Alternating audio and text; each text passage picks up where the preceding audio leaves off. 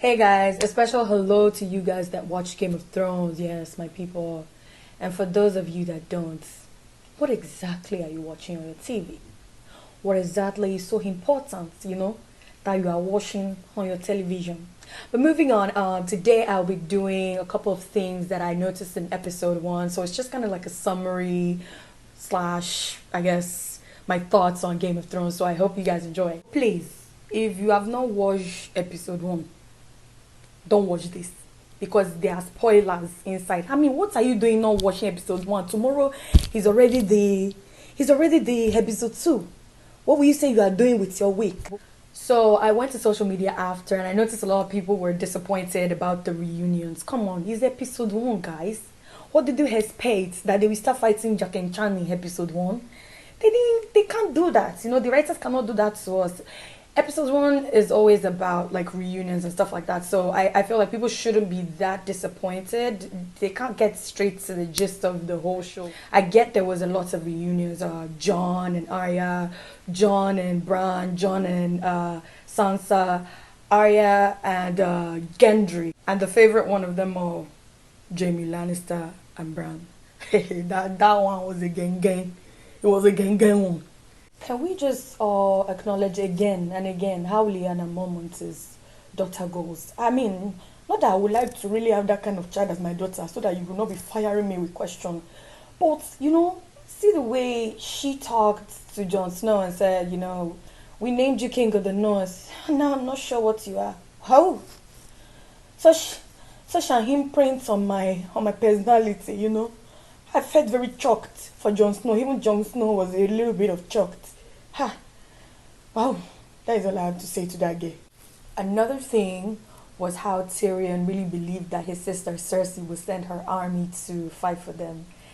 Yeah, he's a good person to believe that Cersei, out of all people, and I like the way Sansa called that out. So it kind of shows a little bit of how Tyrion still has faith in his family or even his, I guess, siblings, because that's all that's left of their family. Cersei, my sister, Cersei, Auntie Cersei, she dropped a punchline for Euron at some point. It's like, if you want a hoe, go pay for her. But if you want a queen, earn her.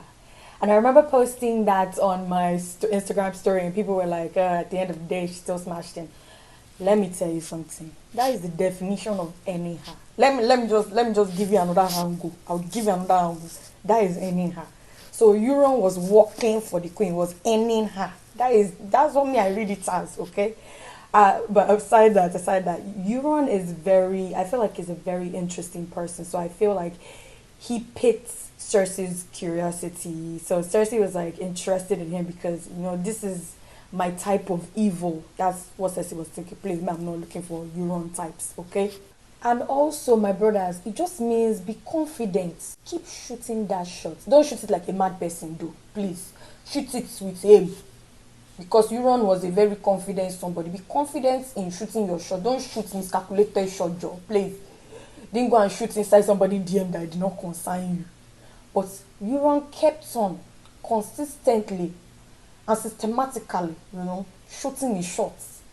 And, it yielded fruits, as the adults will say, as the elders will say, it yielded fruits. All right.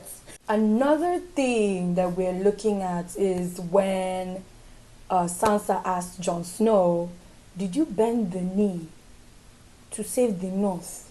Or did you bend it because you loved her? Okay. It entered me, and I'm wondering why Jon Snow did not answer that question, because it's Jon Snow. Jon Snow I like the guy, but it's kind of any small thing and you will be falling in love. Uncle, is it only you? There are white walkers outside. You are still falling in love with your auntie. Let's get to that. Sam now told him in this episode that he's a Targaryen. So the thing is, a lot of people are looking at it that what is Jon going to do with that information? Even the scene they had with the dragons. I know one of the dragons looked at them. Some people are saying that one of the dragons is going to belong to Jon Snow, and the other is going to belong to Khaleesi, and the last one is going to belong to the Night King.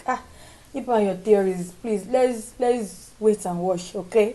Let's just wait and watch. All right. Now, a lot of people believe that Bronn is always like the gold guy. He's all about his gold, but he formed a relationship with those brothers. So that's another thing we're going to be looking at because you should not kill. I mean, maybe you can kill Jamie. Nobody really needs Jamie. It's such a pity, but Tyrion, nobody should kill Tyrion. I didn't want to like break bottle. I don't want to fight anybody. Okay. But yeah, that's another thing that we have to look at. A lot of people say Game of Thrones is about the small characters, so it's not about what the big characters want to do because the small characters or who we consider the small characters can just change the storyline.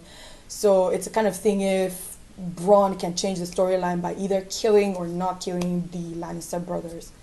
And finally, and once again, Game of Thrones teaches us a lesson. It's like stop engaging in useless activities because your enemies are out there planning.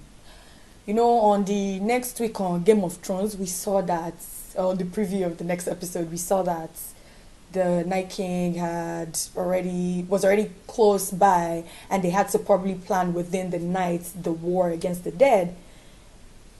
You had all this time since you got into the palace when Bran had his vision and was telling you that